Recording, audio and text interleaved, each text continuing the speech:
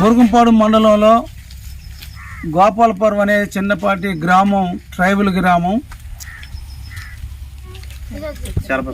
సర్ప సత్యనారాయణ సరస్వతి వ్యవసాయం చేసుకుంటున్నారు. పత్తి చేను 2 ఎకరాలు కౌలు తీసుకున్న పత్తి ఏదైతే పత్తి పంట వాళ్ళు వేసుకోవడం వల్ల భూమిలో ఫారెస్ట్ వాళ్ళు నిన్న రాత్రి అర్ధరాత్రి మీద దొంగతనంగా పాలంచ రేంజర్ వాళ్ళ ఆధ్వర్యంలో ఇక్కడ 1.5 ఎకరం పత్తి బీకి ఆ పత్తి చెట్లు కూడా కనపడకుండా అడవిలో దాచిపెట్టడం, వాగులలో పారేయటం ఇలా చేయటం వల్ల ఈరోజు ఉదయం పూట సరస్వతి సత్యనారాయణ ఇద్దరు, సర్ప సరస్వతి ఇద్దరు ట్రాక్టర్ వేసుకొని పోయి ఆ యొక్క ప్రాంతంలో ఎక్కడ ఉంది మా పైరు పంట అని చెప్పి ఏరుకొని ట్రాక్టర్లు వేసుకొచ్చి ఇంటి దగ్గర పెట్టుకొని ఇక్కడ కుప్ప వేసుకున్నారు. దీనికి వెంటనే ఫారెస్ట్ అధికారులు ఎకరానికి ₹1,00,000 కనుక కట్టకపోతే వాళ్ళపైన ఇప్పుడు కేసు పెడతాం, ఫారెస్ట్ వాళ్ళపైన కేసు పెడతాం.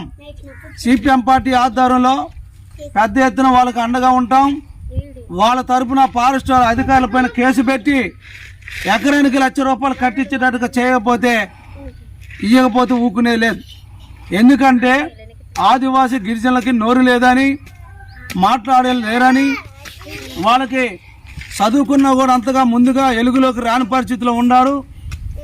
పోడు ఎగస్వామి ఒక రైతు దగ్గర కౌలు తీసుకొని వేసిన పంటను కూడా పీకేసిందంటే ఎంత దారుణంగా ఈ పంట చూడు, ఎంత పత్తి పూత కాయ.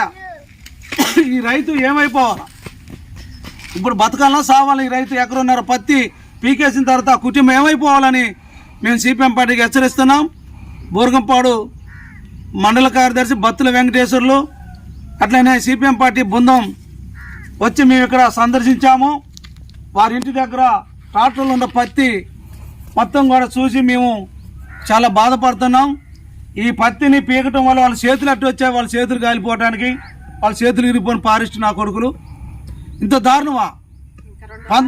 పంట చేను ఇంత నాశనంగా అవసరమైతే ఈ పంట చేతికి వచ్చిన తర్వాత మీరు వేద్దామని చెప్పొచ్చు కదా. ఈసారి మీరు వేసుకున్నారు, ఈసారి ఇక మీరు ఈ పంటతో ఆగిపోండి, ఇక మళ్ళీ మీరు వేద్దామని చెప్పొచ్చు కదా. కళ్ళు లేవు వాళ్ళకి ఇంత పైరు పంటను పీకడానికి. వెంటనే దక్షిణం వాళ్ళకి ఎకరానికి ₹1,00,000 ఎంత పీకారో అంత కట్టియాలని కూడా సిపిఎం పార్టీ డిమాండ్ చేస్తున్నాం. ఎప్పుడు? మొన్న పీకారు సార్, మొన్న సాయంత్రం. ఎన్ని ఎకరాలలో? 2 ఎకరాలలో ఎకరం పీకారు సార్.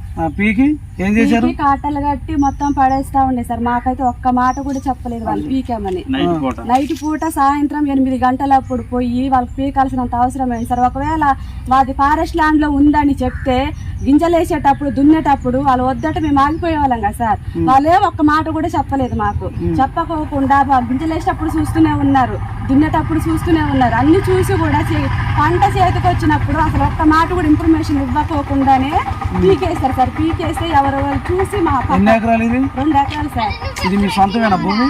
భూమి మా సొంతది కాదు సార్, కౌలుకి తీసుకున్నాం. కౌలుకి తీసుకొని మరీ పెట్టాం సార్ మేము. ఇప్పుడు పూత కాయ వచ్చింది కదా? పూత వచ్చింది, కాయ వచ్చింది. ఏమన్నారు ఎంత ఫారెస్ట్ వాళ్ళు అసలు ఏం చెప్పట్లేదు సార్. నష్టపరిహారం ఇప్పిస్తామంటున్నారు కానీ ఇంతవరకు అసలు ఒక్కరు కూడా రావట్లేదు సార్.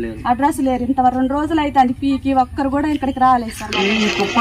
మాది గోపాలపురం, బూర్గంపాడు మండలం అండి మాది. మేము 2 ఎకరాల చేను తీసుకున్నామండి కౌలుకి తీసుకొని పెడితే ఫారెస్ట్ వాళ్ళు మాకు తెలియకోకుండానే పీకేసారండి.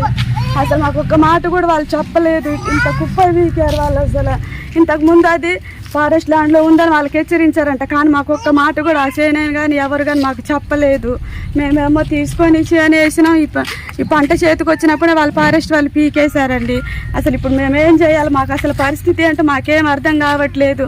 మా చెవులకు ఉన్న ఇవి కమ్మలు ఇవన్నీ బ్యాంకులో వేసుకొని, తాడని బ్యాంకులో వేసుకొని పెట్టుబడులు వేసాం. మేము పెట్టుబడులు వేసి అన్నీ చేస్తే చేతికి వచ్చిన పంటని వీళ్ళు మొత్తం పీకేశారండి ఫారెస్ట్ వాళ్ళు. ఒక్క మాట కూడా మాకు చెప్పలేదు. నైట్కి నైటే సాయంత్రానికి పీకేశారండి. ఎవరో చూసి మాకు చెప్తేనే మేము వెళ్ళి ఆపేసరికి వాళ్ళు మీరు కాదనుకున్నాం అనేసి అన్నారు, నష్టపరిహారం అన్నారు, కానీ ఒక్కరు కూడా మా ఇంటికి రాలేదు.